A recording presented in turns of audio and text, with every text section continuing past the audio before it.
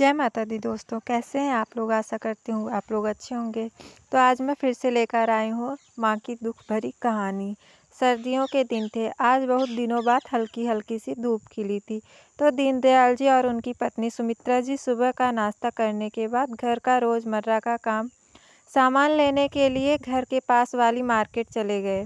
वहाँ खरीदारी करते समय का पता नहीं चला और जब घर लौटने लगे तो दोपहर के 2 बज चुके थे। रास्ते में चलते चलते सुमित्रा जी अचानक रुक गईं।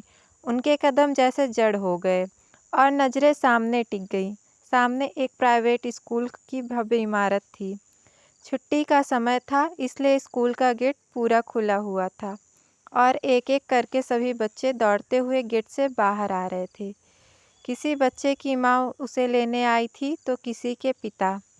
बच्चे गेट से बाहर निकलते ही खुशी से चहकते हुए अपने दिन भर के में क्या क्या हुआ सब बताने लगे। सभी बच्चों के चेहरे पर मुस्कान खिली हुई थी और माता पिता के चेहरों पर एक इत्मीनान सा दिखाई दे रहा था। आते हर बच्चे की ओर देखते हुए सुमित्रा जी बरवस गेट पर नज़र बनाए हुए थी। उनके चेहरे पर एक अनकही सी खामोशी और आंखों में नमी थी और उस ओर देखते हुए जैसे वे अतीत की ओर किसी गहरी याद में खो गईं। तभी दीनदयाल जी बोले, क्या सुमित्रा, तुम फिर यहाँ रुक गई? अरे कितनी बार तुम्हें याद दिलाना पड़ेगा कि अब हमारा बेटा यहाँ पढ़ाई नहीं करता। उसकी पढ़ाई बहुत सालों पहले ही पूरी हो चुकी है और यह स्कूल भी वह कब से छोड़ चुका है। स्कूल तो क्या, अब वह हमें और इस देश को भी छोड़कर जा चुका है। कहते कहते उसके स्वर में गीलापन आने लगा।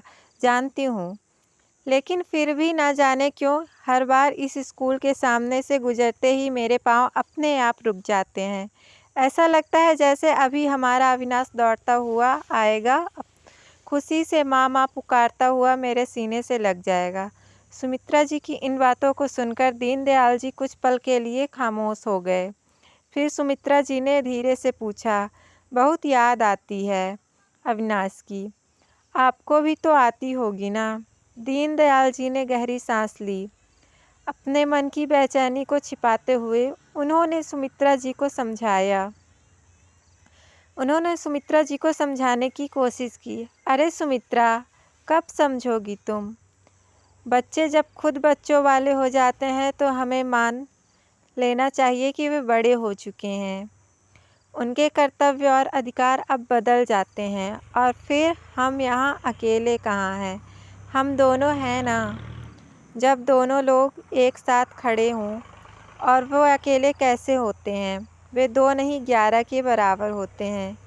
दीनदयाल जी की बातें सुनकर सुमित्रा ने हल्की मुस्कान के साथ कहा, आपकी यह फिलॉसफी सुनने में बहुत अच्छी लगती है, लेकिन एक माँ के दिल को यह संतुष्ट नहीं कर सकती। मन के भीतर की उदासी सुमित्रा जी के कंठ को अवरुद्ध कर रही थी। फिर दीनदयाल जी ने कहा, सुमित्रा, हमारे अलावा इस देश में और भी ऐसे माँ बाप हैं जिनके बच्चे उन्हें यहाँ छोड़कर दूसरे देश बस गए हैं। आजकल ये आम बात हो चुकी है और वैसे भी फ़्लाइट में अमेरिका से भारत आने में समय ही कितना लगता है, इसलिए ज़्यादा परेशान होने की ज़रूरत नहीं है। अब घर चलो। कहते हुए दीनदयाल जी ने सुमित्रा जी का हाथ थामा और धीरे धीरे चल पड़े। हालांकि वे सुमित्रा जी को हमेशा समझाते रहते थे, लेकिन बच्चों के दूर चले जाने का गम उन्हें भी भीतर से तोड़ता जा रहा था। चलते चलते उनके मन मस्तिष्क में अतीत की लहरें हिलोरे मारने लगी। माँ, पिताजी मेरे विदेश में नौकरी लग गई है। बरसों से जो मैंने सपना देखा था आज वह पूरा होने जा रहा है। अब मैं हमेशा हमेशा के लिए अमेरिका में सेटल हो जाऊंगा। अब देखिए पिताजी, आपका बेटा कैसे तरक्की की ऊंचाइयों पर पहुंचता है। अविनाश की आवाज़ में गर्व और खुशी का अनोखा उत्साह था, लेकिन बेटे के विदेश जाने की बात सुनते ही दीनदयाल जी हल्के हक्के बक्के रह गए। उन्होंने कोशिश की कि कुछ कह सकें, पर शब्द गले में अटक गए। उधर सुमित्रा जी तो मानो जड़ सी हो गई थी। वो तो बस शून्य से निहारती जा रही थी। उनकी जुबान से एक भी शब्द नहीं निकल रहा। फिर दीनदयाल जी मुश्किल से खुद को संभालते हुए बोले, यह क्या कह रहे हो तुम? बेटा, इकलौते बेटे हो तुम हमारे।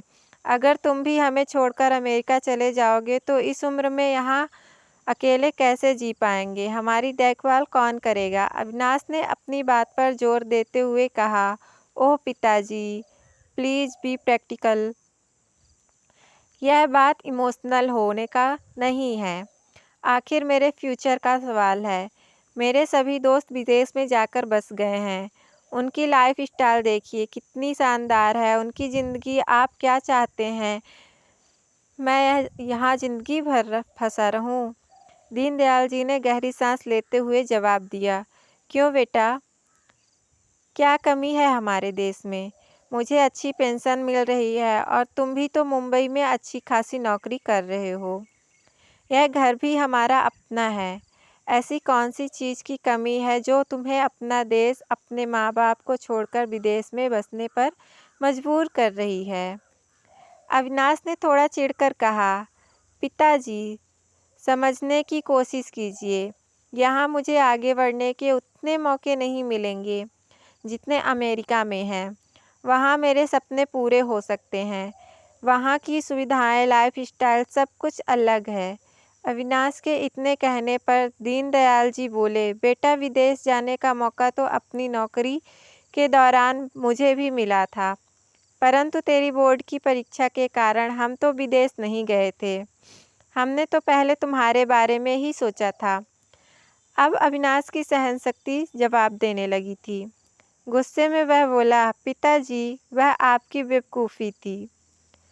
लेकिन अब आप मुझसे क्या चाहते हैं कि मैं भी यही बेवकूफ़ी दोहराऊं और भावनाओं में बहकर लिए गए गलत फैसले के कारण सारी उम्र पछताता रहूं? माफ़ कीजिए पिताजी, लेकिन मुझसे यह नहीं हो पाएगा। मैं प्रैक्टिकल होकर अपने फैसले लेता हूं। बेटे का दो टूक जवाब सुनकर दीनदयाल जी सन्न रह गए। उन्होंने कतार नज़रों से अपनी पत्नी सुमित्रा की ओर देखा, पर उनकी आंखों में तो सिर्फ आंसू ही आंसू थे। शायद अभी तक सदमे में थी, लेकिन उनके बेटे अविनाश को इस बात का कोई फर्क नहीं पड़ा। विदेश में सुनहरे भविष्य के लालसा ने उनके पंख जो लगा दिए थे। माता पिता के चेहरे पर पसरी निराशा और हताशा के भाव को नज़रअंदाज करके आखिरकार उड़ ही गया वो। अपनी पत्नी और बच्चों को लेकर बूढ़े माँ बाप को अकेले जीने या मरने के लिए छोड़कर उस दिन के बाद से घर में सब कुछ बदल गया था। अविनाश अपनी नई दुनिया में व्यस्त हो गया और दीनदयाल जी व सुमित्रा जी एक अजीब से खालीपन के साथ रह गए। वे खुशी थे, उनका बेटा तरक्की कर रहा है, लेकिन इस खुशी के नीचे एक गहरी उदासी थी। परंतु बातों को याद करते करते दीनदयाल जी कब घर के बाहर पहुंच गए उन्हें पता ही नहीं चला। उनके हाथ से सामान का थैला था, जिन्हें उन्होंने दरवाजे पर रखते हुए सुमित्रा जी की ओर हाथ बढ़ाया। लाओ सुमित्रा, चाबी दो। लेकिन सुमित्रा जी ने कोई हरकत नहीं की। वे एक ही जगह पत्थर की भांति खड़ी थी। अरे क्या कर रही हो सुमित्रा, चाबी दो ना, दीनदयाल जी ने दोबारा कहा, और जैसे ही पीछे मुड़कर उनकी ओर देखा तो उनका दिल दहल गया। सुमित्रा जी की आंखें चौड़ी हुई थी, चेहरे पर अजीब सा तनाव था और वे अपना सिर पकड़कर खड़ी थी। सुमित्रा, क्या हुआ तुम्हें? सुमित्रा, दीनदयाल जी का स्वर घबराहट से कांपने लगा और तभी देखते ही देखते सुमित्रा जी के कटे वृक्ष की तरह जमीन पर गिर पड़ी। दीनदयाल जी मदद के लिए चिल्लाने लगे तो आसपास के लोग दौड़ते हुए आए। जल्दबाजी में एक गाड़ी में लिटाकर सुमित्रा जी को अस्पताल ले गया। अंदर डॉक्टर इमरजेंसी वार्ड में सुमित्रा जी का ट्रीटमेंट कर रहे थे, तो वहीं बाहर बैठकर दीनदयाल जी चिंता के हाथ पांव फूल रहे थे। वह चिंता में डूबे जा रहे थे कि आखिरकार उनकी पत्नी को ऐसा क्या हुआ जो इस तरह चक्कर खाकर गिर पड़ी। शायद कमजोरी आ गई हो। सोचते हुए कभी अपने मन को समझाने लगी तो दूसरी ओर विचार आता है कि कहीं कोई गंभीर बीमारी तो नहीं। आशंकाओं का तो कोई अंत ही नहीं था। घबराहट में आकर उन्होंने अपने बेटे को फ़ोन किया, लेकिन 2-3 बार कोशिश करने के बाद भी फ़ोन नहीं उठाया। थोड़ी देर में नर्स इमरजेंसी वार्ड से बाहर आई। मेरी पत्नी सुमित्रा अब कैसी है? दीनदयाल जी ने पूछा तो नर्स ने कहा, अभी ट्रीटमेंट चल रहा है। आप रिसेप्शन पर 50,000 का पेमेंट जमा करवा दीजिए। दीनदयाल जी ने रिसेप्शन पर जाकर अपने मोबाइल से पैसे ट्रांसफ़र कर दिए। अगले दिन जब आई तो कुछ सामान सामने आया। उसे जानकर दीनदयाल जी